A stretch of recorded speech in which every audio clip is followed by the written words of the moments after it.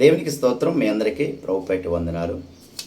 మనం ఈరోజు మరొక కార్యక్రమంలో మనం పాల్గొంటున్నాం. చూడండి, ఇక్కడ ఏంటంటే రోమపత్రికలో ఒక మాట రాయబడింది. ఏంటంటే 8వ అధ్యాయం, రోమపత్రిక 8వ అధ్యాయము 19వ వచనం, దేవుని కుమారుల ప్రత్యక్షత కొరకు సృష్టి మిగల ఆశతో తేరి చూసు కనిపెట్టుచున్నది. వేలయనగా సృష్టి నాశనమునకు లోనైన దాస్యములో నుండి విడిపింపబడి దేవుని పిల్లలు పొందబో మహిమగల స్వాతంత్ర్యమును పొందుదనను నిరీక్షణ గలదై స్వేచ్ఛగా కాక దానిని లోపరచవని మూలముగా వ్యర్థపరచబడును. సృష్టి యావత్తు ఇదివరకు ఏకగ్రమంగా మూలుగుచు ప్రసవ వేదన పడుతున్నదని వెరుగుదము. అంటే మీరు బాగా అర్థం చేసుకోండి, సృష్టి ఎందుకు ఏమండి దేవుని ప్రత్యక్షత కొరకు, దేవుని కుమారులతో పాటు సృష్టి కూడా దేవుని ప్రత్యక్షత కొరకు ఎదురు చూస్తుంది. దేవుని పిల్లలు పొందబోవు మహిమగల స్వతంత్రమును నిరీక్షణ గలగా సృష్టి కూడా ఎదురు చూస్తుందని వాక్యం చదివిస్తుంది. ఏంటంటే ఆదాము ఎప్పుడైతే పాపం చేసినాడో అది మానవుని మీదకి, తర్వాత సృష్టి మీదకి శాపం రావడం జరిగింది.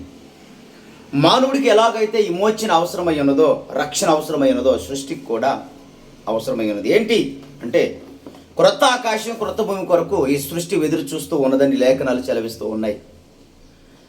ఎందుకంటే పంచభూతంలో లయమైపోతాయి అని కూడా వాక్యం సెలవిస్తూ ఉంది. అంటే క్రొత్త ఆకాశం, క్రొత్త భూమి వస్తుందని అర్థం. మీరు ఆదికాండం 3వ అధ్యాయము 15వ వచనం చూసినట్లయితే ఆదాము చేసిన ఒక పొరపాటు ఈ సృష్టికి శాపం రావడం జరిగినది. మానవులకి, సర్వమానవాళికి శాపం రావడం జరిగినది.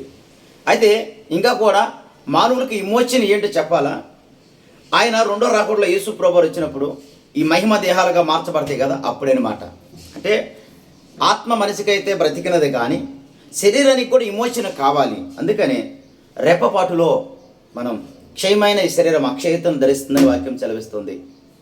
కాబట్టి మనం అక్షయమైన శరీరాన్ని ధరించవలసిన వారిగా ఉన్నాం. అక్షయమైన శరీరాన్ని ధరించిన వారిగా ఉన్నాం. కాబట్టి మరియమైన దేహం, అమరత్వం అనే దేహాన్ని ధరించవలసిన సమయం ఒకటి ఉన్నది. ఈ శరీరం ఎలాగైతే దేవుని విమోచన కొరకై ఎదురు చూస్తుందో, అలాగనే ఈ సృష్టి కూడా దేవుని విమోచన కొరకై ఎదురు చూస్తుంది, క్రొత్త ఆకాశం, క్రొత్త భూమి కొరకై. కాబట్టి త్వరలో రానై ఉన్నారు ప్రభు. ఆయన రాకడ కొరకై మీరు సిద్ధపడుతున్నారా? మీ మనసులో దేవుని రాజ్యం కొరకు ఎదురు చూస్తున్నాయా? దేవునికి స్తోత్రం. మీ అందరికీ వందనాలు.